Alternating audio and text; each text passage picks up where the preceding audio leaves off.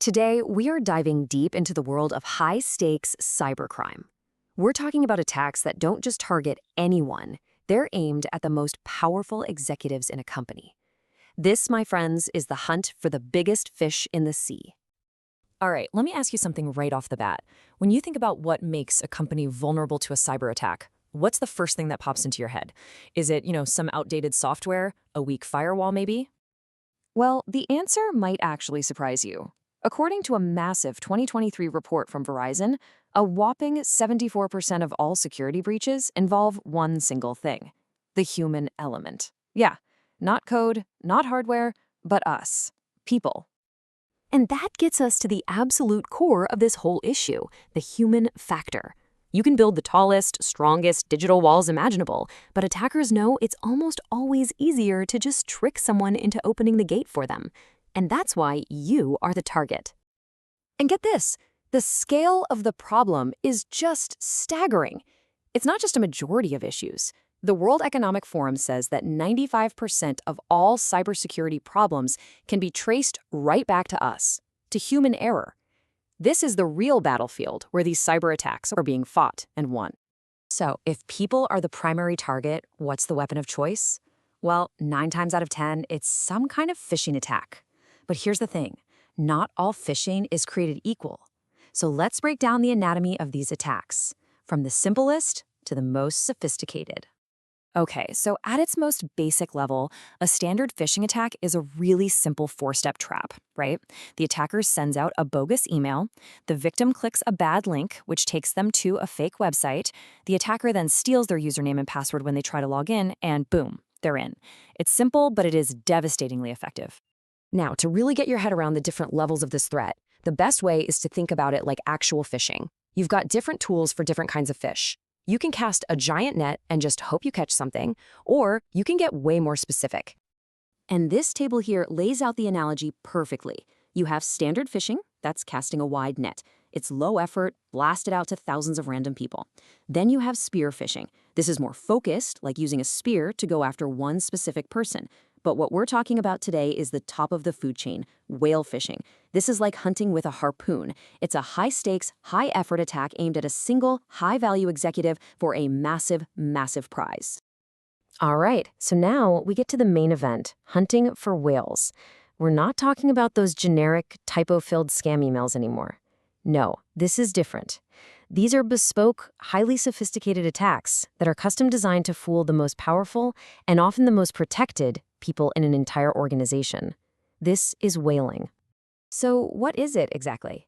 Well, whale phishing is a precision strike. It's a highly targeted attack aimed right at senior executives, the so-called whales. The whole goal is to trick them into doing something big, like authorizing a huge wire transfer or leaking the company's crown jewels. We're not just trying to steal a password here, we're trying to orchestrate a multi-million-dollar heist with a single email. And these attacks follow a chillingly effective playbook.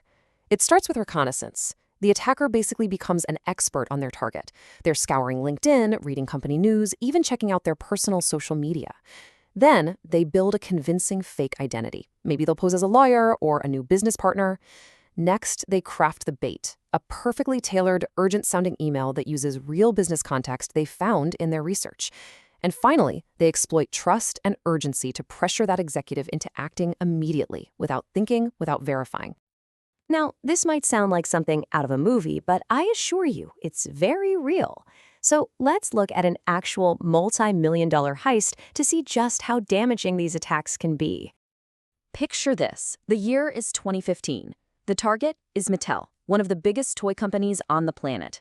At the time, they were going through a major leadership change and expanding into new markets. All of this change made them the perfect target for a clever attacker. So here's how it all went down. The attacker's research paid off big time. They knew all about the new CEO, they knew about the company's expansion into China, and they used that intel to send a fraudulent payment request to a finance executive for a fake business deal. The timing was perfect. The request looked like the new CEO had already signed off on it, and so the finance executive gave the final approval. And the result of that one single email? A wire transfer for $3 million was sent to a bank in China. And just like that, the money was gone. Now, in what can only be described as a near miracle, Mattel, with a ton of help from international law enforcement, actually managed to freeze the funds and get their money back. But let me be absolutely clear. They are the rare exception. Most companies that fall for these scams, they never see that money again. So the big question is, how do you fight back against a threat that's so personal, so psychological? Well, if the human is the vulnerability, then the human also has to be the defense. You have to build a human firewall. And building that firewall is absolutely a team sport. It requires a two-pronged attack. On one side, the organization has to put strong policies and technologies in place. But just as important, on the other side, every single individual has to practice awareness and vigilance. So from the company side, that means doing things like implementing email security to block fake emails, requiring 2 people to approve any large payments, and conducting regular specific security training. These are the big structural supports for your human firewall. But at the end of the day, the final line of defense is always you. And it really just boils down to internalizing 4 golden rules. First, always be suspicious of urgency. Attackers create false pressure to make you panic. Just slow down. Second, inspect the details. Hover your mouse over email addresses and links to see where they really go. Third, verify offline. If you get a weird request, pick up the phone and call a number you know is good. And finally, use two-factor authentication everywhere. It is one of the single best defenses you have. And that really brings us full circle. A company's technical firewall is absolutely essential, but it's just not enough anymore. So the real question I want to leave you with is this. Your company has a firewall, sure, but does your team have one? Thanks for watching.